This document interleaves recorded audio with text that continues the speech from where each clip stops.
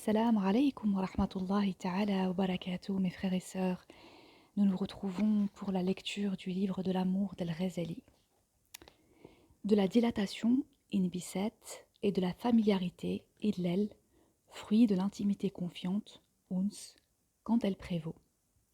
Sache que lorsque l'intimité confiante, uns, se prolonge, lorsqu'elle prédomine, lorsqu'elle s'implante dans le cœur, lorsqu'elle n'est pas gênée par l'inquiétude du désir ardent, ishq, ni ternie par la crainte, khawf, du changement et du voile, elle engendre cette sorte de dilatation dans ce qu'on dit et ce qu'on fait, ainsi que dans son colloque avec Allah, munajat. On pourrait, à en juger par les apparences, condamner ce que cela comporte comme hardiesse et irrévérence.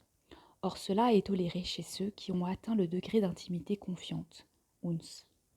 Quant à celui qui n'en est pas encore là et qui veut mimer par ses faits et gestes ceux qui y sont parvenus, il court droit à sa perte et risque de tomber dans l'impiété. Exemple. Al-Hassan al-Basri rapporte la chose suivante. Des baraques avaient pris feu à Basra, à l'exception d'une seule qui se trouvait au milieu.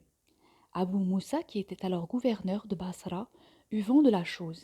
Il s'enquit pour savoir qui était le propriétaire de la baraque qui avait été épargnée.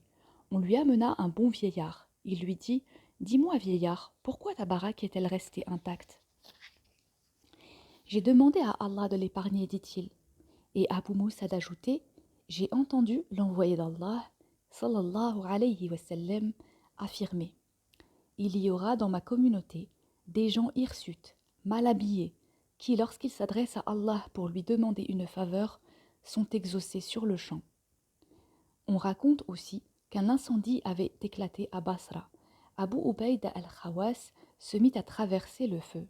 Le gouverneur de Basra lui dit « Attention, tu vas te brûler. » « J'ai prié Allah, dit-il, que je ne brûle point.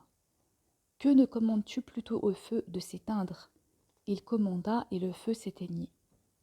Abu Hafs se promenait un jour, lorsqu'un raccommodeur d'instruments de musique l'accosta, hagard. « Qu'as-tu donc ?» lui dit-il. « J'ai perdu mon âne, mon seul bien, dit-il. » On raconte qu'Abu Hafs s'arrêta et invoqua ainsi. « Par ta gloire, ne permets pas que je fasse un pas de plus, que tu n'aies ramené son âne à cet homme. » On raconte qu'à l'instant même, l'âne apparut, et Abu Hafs s'en fut son chemin.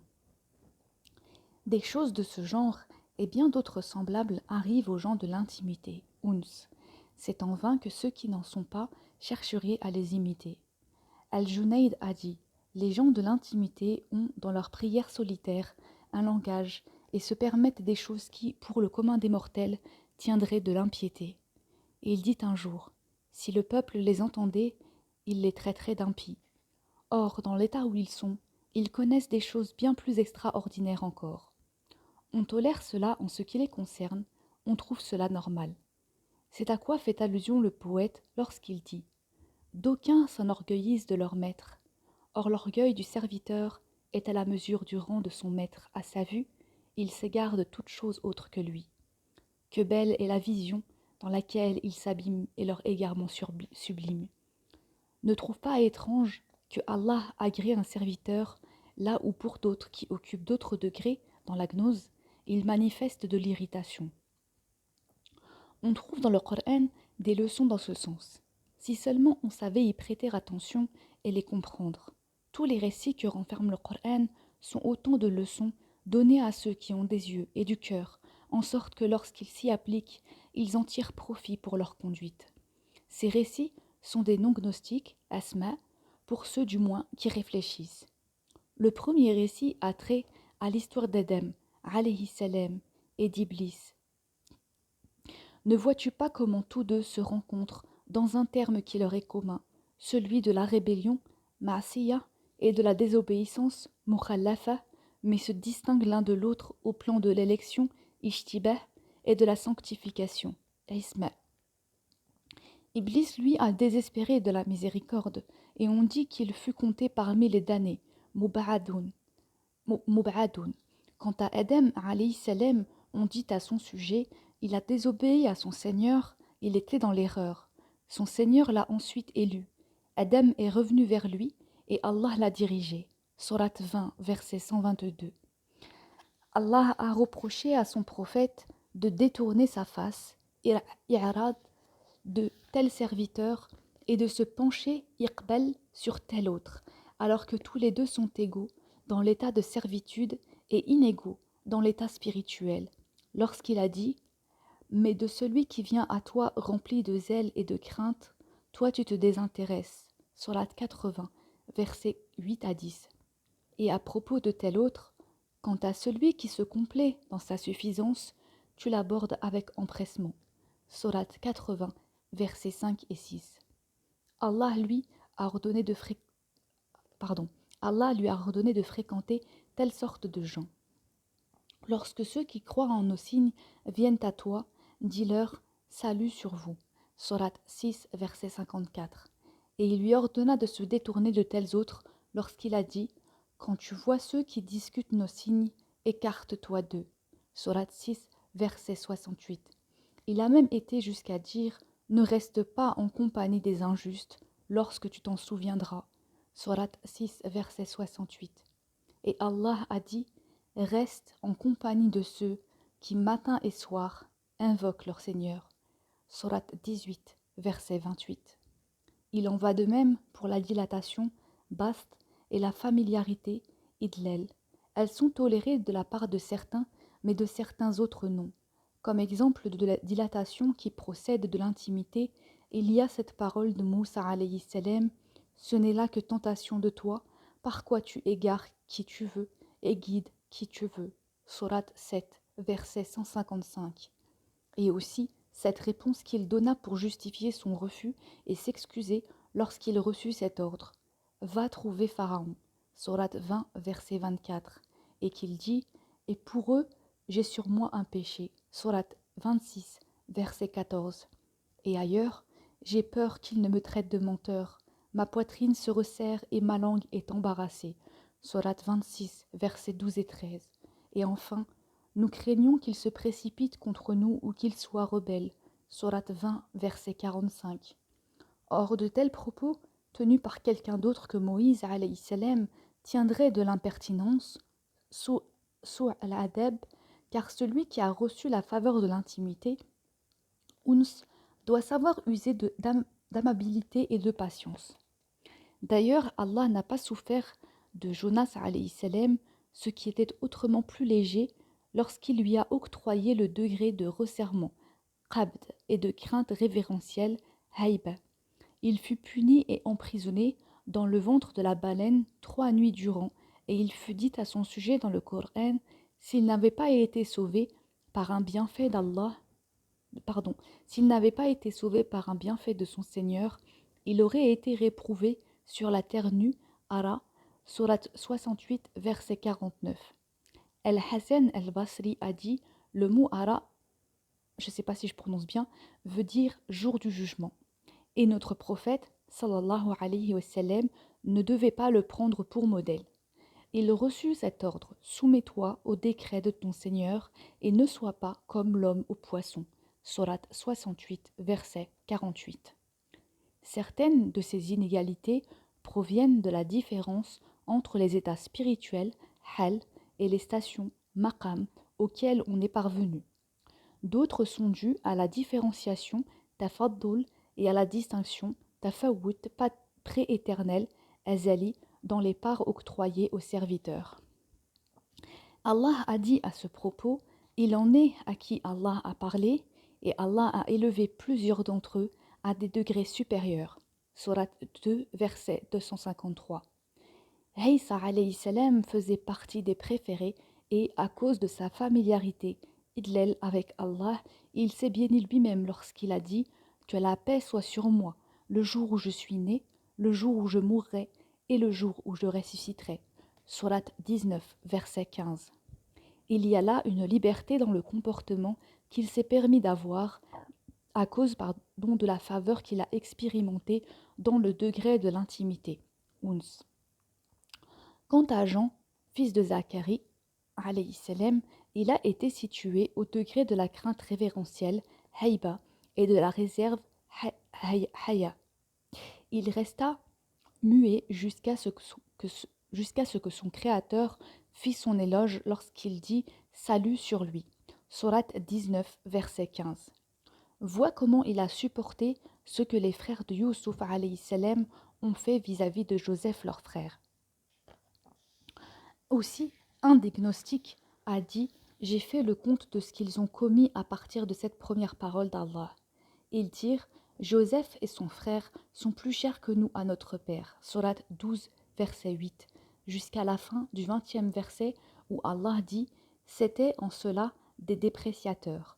Et j'ai trouvé plus de 40 péchés, tous plus graves les uns que les autres. » On pourrait même trouver dans chacune des paroles qu'ils dirent 3 ou 4 péchés à la fois.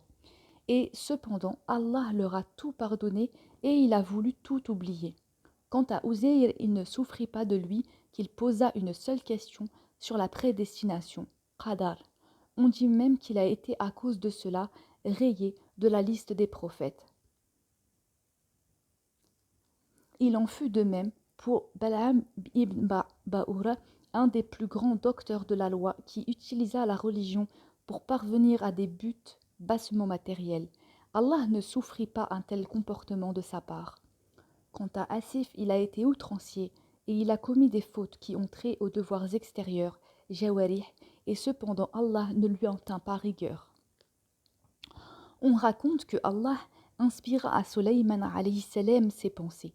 Ô toi, le premier des adorateurs, fils du modèle exemplaire pour les ascètes, jusqu'à quand ton cousin, Asif, me désobéira-t-il? Jusqu'à quand patienterai-je? Je le jure par ma gloire et ma majesté, si jamais une poussée de ma colère s'abattait sur lui, j'en ferais un exemple vivant pour tous ses contemporains, et je le punirais d'une façon exemplaire pour les générations à venir.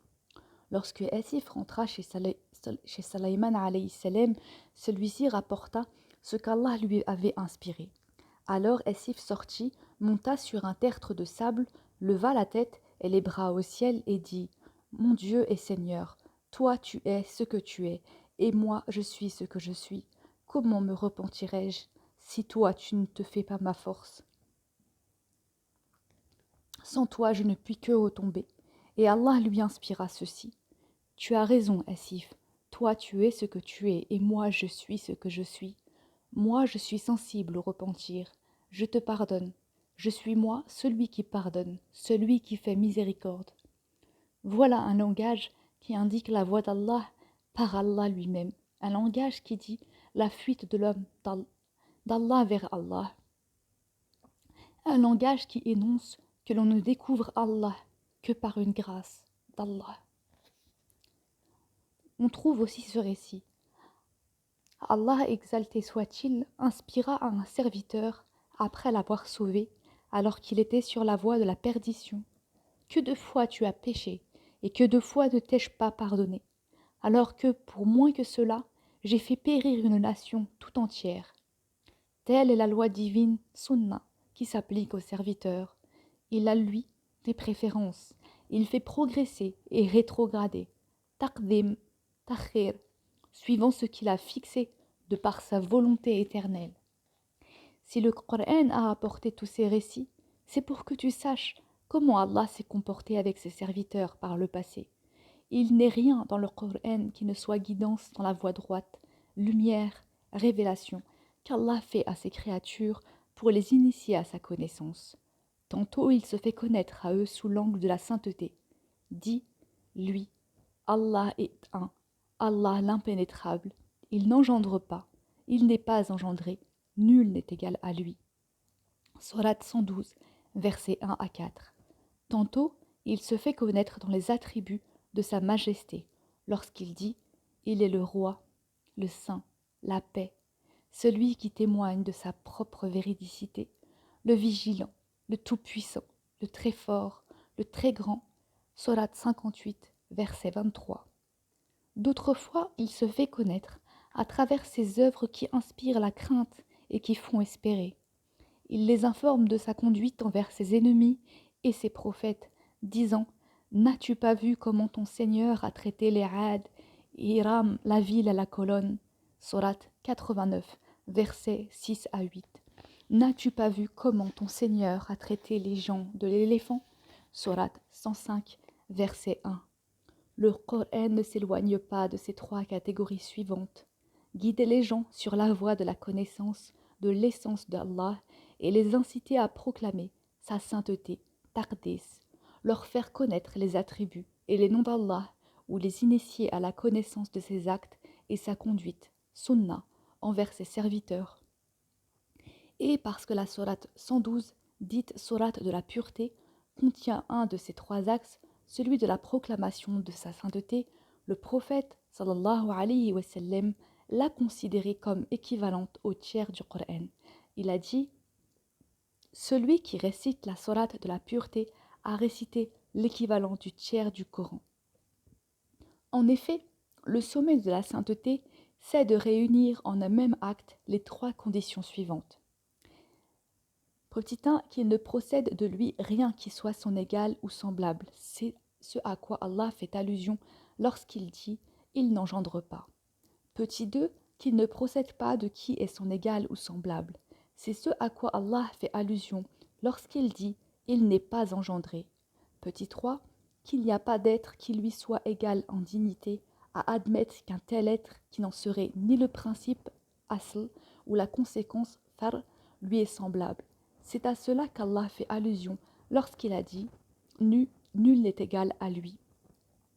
Et Allah a tout condensé dans ces termes. Dit « Allah est un ». Bref, tout cela n'est que l'explication de cette parole. Il n'y a de Dieu qu'Allah. C'est là un exemple des nombreux mystères que contient le Coran. Il y en a d'autres innombrables. Il n'y a pas un grain dans les ténèbres de la terre, ni rien de vert ou de desséché qui ne soit mentionné dans le livre explicite. Sourate 6, verset 59. C'est pourquoi Ibn Mas'ud a dit « Éclairez le Coran, scrutez-en les mystères, car il contient toute la science des hommes de tous les temps, ceux qui ont précédé et ceux qui viendront. » Parfaitement, celui-là le sait qui médite chacune de ces paroles, qui en a une vision claire, à tel point que chaque parole lui indique que le Coran est le verbe d'un réducteur, Jabbar, contraignant, Qahir, très possesseur, Malik, puissant, Qadir, et qu'aucun humain ne peut en être l'auteur. Or, la plupart des mystères du Coran se trouvent renfermés dans des histoires, des récits. Applique-toi donc à les extraire et il te dévoilera des choses mystérieuses face auxquelles tout le clinquant des sciences étrangères à sa parole ne sont que futilité. Voilà ce que nous avions à dire sur la nature de l'intimité confiante, uns, de son fruit qui est la dilatation, inviset, mais aussi sur la différence des degrés de l'intimité confiante qui sont ceux des serviteurs d'Allah. Allah, pureté à lui, et exalté soit-il, demeure plus savant. Wassalamu alaykum wa rahmatullahi ta'ala wa barakatuh.